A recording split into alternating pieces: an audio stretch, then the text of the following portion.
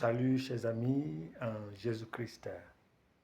Bienvenue à notre méditation pour le 17 décembre du temps de l'Avent. Alors, de la première semaine ou du premier dimanche jusqu'au 16 décembre, l'Église met l'accent sur la parousie, la venue de Jésus comme juge. Et à partir du 17 jusqu'au 24, plus le 25, l'accent est mis sur la naissance de Jésus. Et aujourd'hui, la lettre tirée de l'Évangile selon saint Matthieu chapitre 1, verset 1 à 21, et nous montre aussi au 1 à 17 la généalogie de Jésus. Mais notre accent est mis sur Jésus qui est issu de la famille tribu de Juda. Et la première lecture nous montre que c'est l'accomplissement de la prophétie et de la bénédiction faite par Jacob à son fils Juda. Il dit, Genèse chapitre 49, versets 1 et 2, 8 à 10. En ce jour-là, Jacob appela ses fils et dit, « Assemblez-vous, je vais vous dévoiler ce qui vous arrivera dans le temps à venir.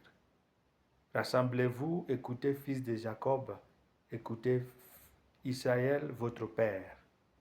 Judas, à toi, tes frères rendront hommage. Ta main fera plier la nuque de tes ennemis, et les fils de ton père se prosterneront devant toi. Judas est un jeune lion. Tu remontes du carnage, mon fils. Il s'est accroupi, il s'est couché comme un lion. C'est Feuf qui le fera lever.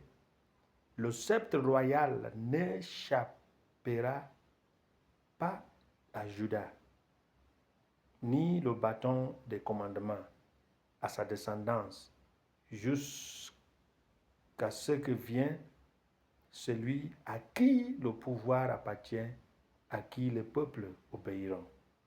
Aujourd'hui, nous voyons cette image, celui à qui le pouvoir appartient, à qui le peuple vont obéir. Jésus, issu de cette famille, de cette tribu de Juda. Une indication que Jésus est Dieu fait homme. Qu'est-ce que nous allons apprendre en voyant le verset 3, 4 à 5.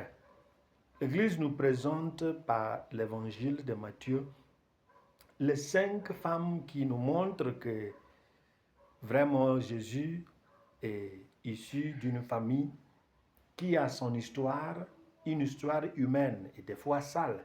Mais lorsqu'il y a l'introduction divine dans cette histoire, l'histoire devient une histoire divine, une histoire de Dieu.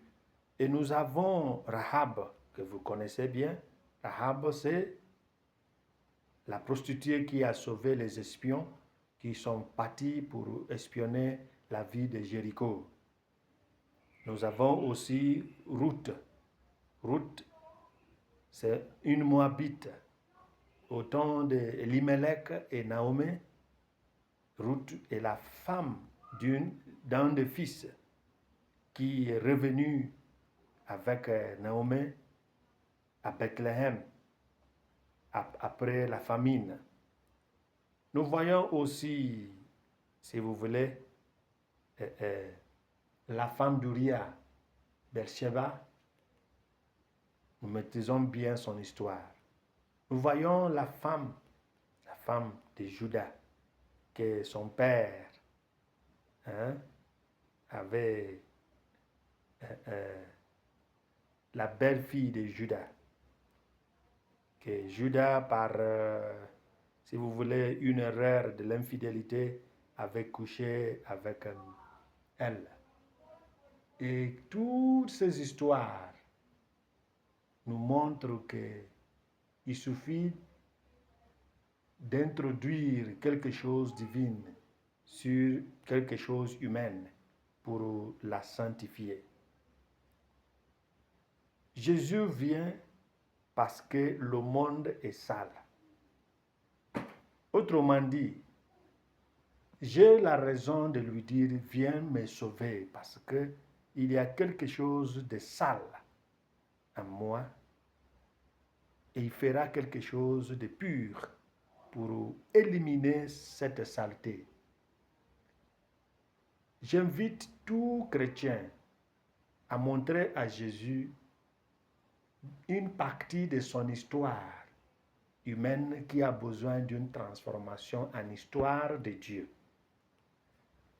Comme vous le savez bien, sa propre famille humaine a des tâches, mais Dieu a validé, Dieu a sanctifié, Dieu a mis, si vous voulez, une touche particulière pour transformer. Et si le monde n'avait pas de tort, Jésus n'aurait pas dû venir.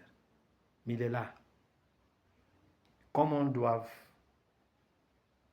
devait-on l'accueillir? C'est en lui montrant toutes les choses qui nous limitent. Montrez à Jésus toutes les choses qui vous limitent. Son entrée divine va transformer les tâches de la famille, les tâches de ta santé, les tâches de ton entreprise. Mais il faut accepter qu'il a quelque chose à faire.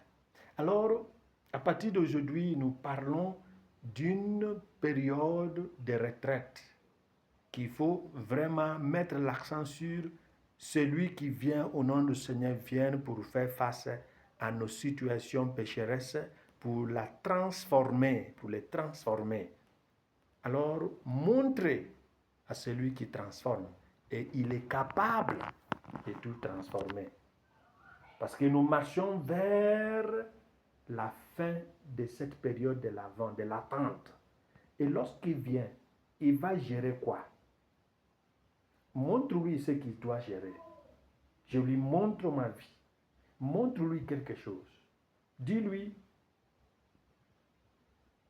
ta présence qui a changé l'histoire de la famille de Juda, la famille d'Israël, j'aimerais que ta présence change quelque chose dans ma famille. Alors, nous invitons Jésus, nous lui montrons quelque chose à transformer et nous lui faisons confiance en le laissant transformer quelque chose. Et la première chose à transformer, c'est l'homme entier qui nous touche pour une transformation authentique, afin que nous puissions vraiment faire et fêter Noël d'une manière pure et appropriée. Et que nous bénisse le Père, le Fils et le Saint-Esprit. Amen.